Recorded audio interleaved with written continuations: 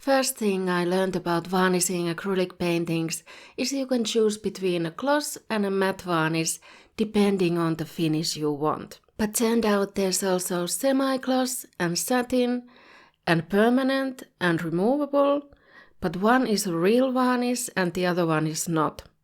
But you might not need to varnish at all.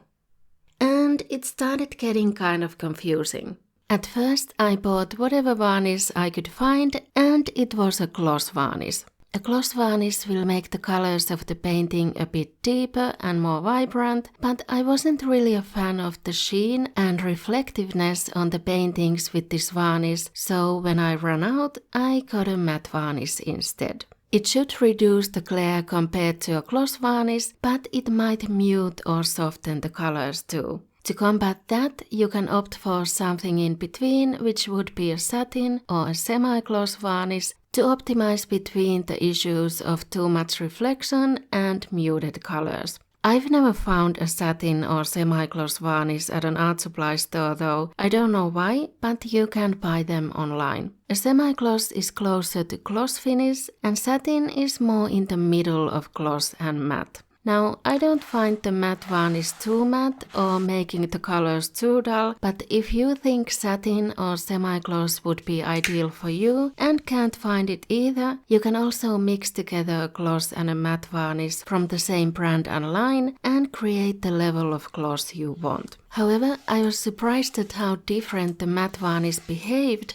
and came to find out that it probably had nothing to do with the fact that it was a matte finish. The Winsor & Newton gloss varnish is really thick and tacky and it smells horrendous. The Liquitex matte varnish on the other hand is thin, odorless, spreads easily, is very pleasant to use and dries fast. So fast in fact that when I was sealing a wooden cube puzzle I painted, in a few minutes I couldn't even tell which sides of the cubes I had already varnished because the varnish seemed to disappear. That wouldn't happen with the Winsor & Newton gloss varnish. You can clearly tell which parts you've already done. Another interesting thing is that it took me about 9 years to finish up the 75 ml or 2.5 ounce Winsor & Newton gloss varnish, whereas in just over a year I've used about half of the bigger 180 ml or 4 ounce Liquitex varnish. So for whatever reason it's running out a lot faster. The only other difference based on the packaging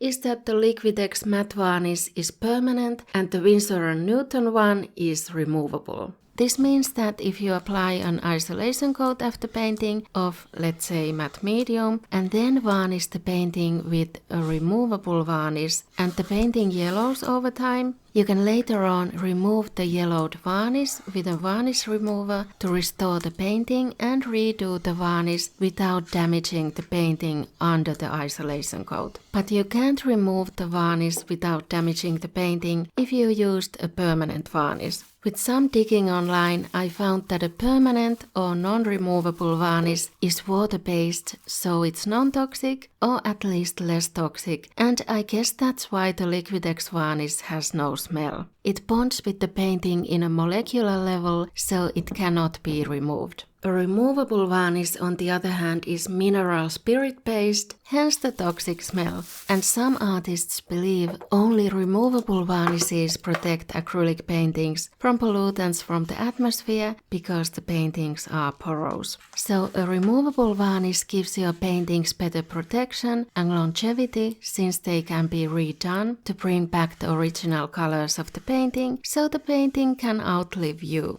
And some people consider the permanent varnish more of an isolation coat than a real varnish at all. A varnish is supposed to protect the painting from sunlight, dust and dirt, but on the other end of the spectrum are artists who don't think you need to seal acrylic paintings at all because it's already a durable medium and basically turns into plastic when it dries. And they think varnishing is more for creating an even gloss or matte finish rather than protecting the painting. So gloss or matte varnish turned into a few more questions, and the more you know, the more confusing it gets. But hopefully this helps a little in choosing the type of varnish you want to use or deciding whether you want to varnish your paintings at all. I did more recently buy a Gamblin Gamvar matte varnish that you can use both for oil paintings and acrylic paintings, and it seems to be a removable one and thin water-like consistency. I don't know yet how it compares to the other two in use, but it cost twice as much, so I'm hoping it's good. But if you want to know common mistakes to avoid when sealing your painting with the Liquitex matte varnish,